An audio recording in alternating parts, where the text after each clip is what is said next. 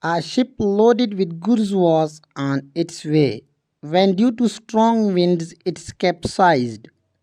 The ship was about to sink.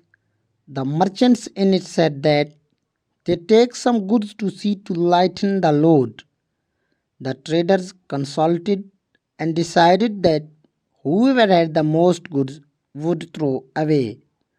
Most of the ship's load belonged to a single trader. He objected, "Why only my stuff? Throw away a little of everyone's wealth." They forcibly threw these new merchants into the sea, along with the goods.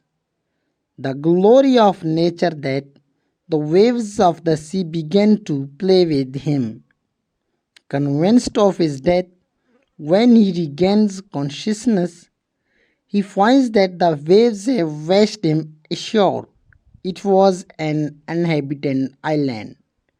He thanked the Lord for saving his life, and by collecting the wood lying there, he built a hut to hide his head. The next day, he also saw some rabbits, lived by hunting them. One day, while he was cooking, his hut caught fire. He tried hard but could not control the fire. He started shouting loudly, "You have thrown me into the sea. All my belongings were downward. Now this hut was my total universe. It was also burned to ashes. What do I do now?" After doubting this, he slept on an empty stomach. When he woke up in the morning, it was a strange scene. Saw that a boat was anchored on the shore and the sailors had come to pick it up. He asked the sailors, "How did you know about me?" The businessman was surprised by the answer he gave.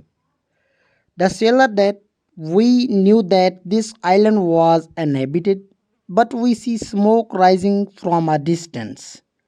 We think that maybe someone trapped here who should be rescued.